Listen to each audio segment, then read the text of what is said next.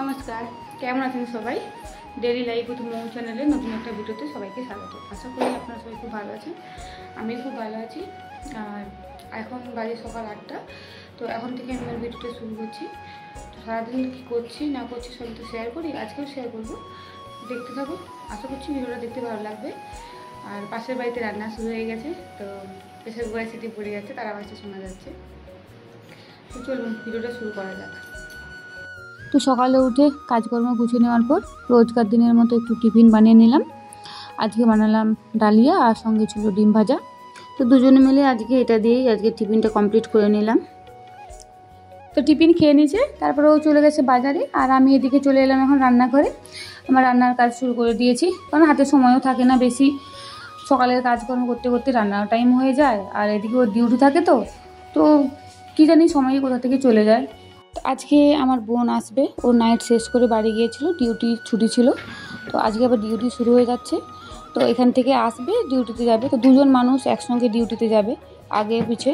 তো ওদের জন্য খাবার রেডি করা তো একটা ব্যাপার থাকে। তো ওই জন্য আমি তাড়াতাড়ি আজকে রান্নাটা বসিয়ে দিয়েছি।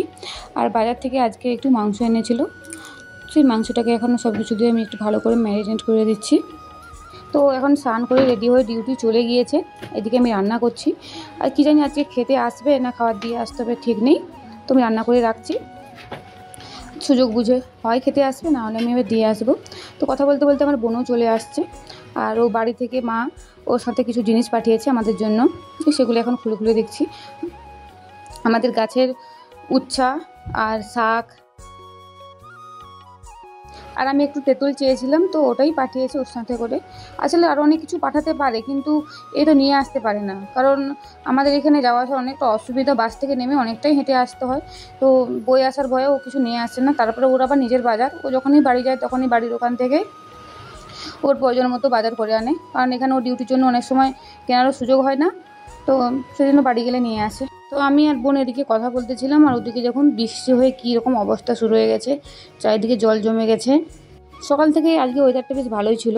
তো সকালে রোদও ছিল, ভাবছিলাম হয়তো বৃষ্টি হবে না, কিন্তু দেখুন এরকম মনে হয় এই 30 থেকে 35 মিনিট মতো বৃষ্টি হয়েছে, আর তাতে এইরকম অবস্থা, পুরো রাস্তা জলে ডুবে গেছে। আর এইরকম অবস্থা দেখে আমার বোন তো বিরক্ত হয়ে যাচ্ছে, কারণ ও এইরকম অবস্থার জন্যই কিন্তু এই জায়গা ছেড়ে অন্য জায়গায় চলে গিয়েছে। ও আগে এখানেই থাকতো। তো এরকম বৃষ্টি হাঁটু জল পেরিয়ে পেরিয়ে ডিউটি করা তো অসম্ভব না। তো ওই জন্য ডেকে মেগে এই জায়গা ছেড়ে দিয়েছে। কিন্তু এখন আজকে এসে বলছে তোর এখানে না এলেই আমার ভালো হতো, এখানে এসে আমার ভুল হয়ে গেছে। তো আমি যদি আমার নিজের রুমে চলে যেতাম তাহলে আজকে এই অবস্থাটা হতো না। কী আর করা যাবে বলুন, বৃষ্টির উপর তো কারো হাত নেই। তো আমার কথা বলতে বলতে রান্নাটা হয়ে গেছে, আর ওর ডিউটি যাওয়ার সময় হয়ে গেছে দেখে আমি ওকে খাবারটা দিয়ে দিয়েছি।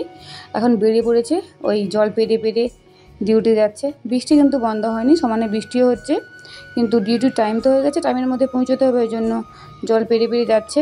তবে এখানে কিন্তু বৃষ্টি বন্ধ হওয়ার 2 ঘন্টার মধ্যেই জল পরিষ্কার হয়ে যায়, নিচে নেমে যায়, রাস্তাও পরিষ্কার হয়ে যায়, কিন্তু ওর তো সময় নেই, যেতেই লাগবে।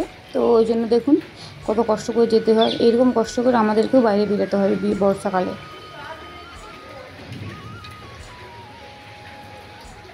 তো আমার বোন তো চলে গেল ডিউটিতে জল কাটা পেরিয়ে পেরিয়ে, আর আমি চলে এলাম ঘরে। আমাদের এদিকেও অবস্থাটা ভালো নয়, জল জমে গেছে।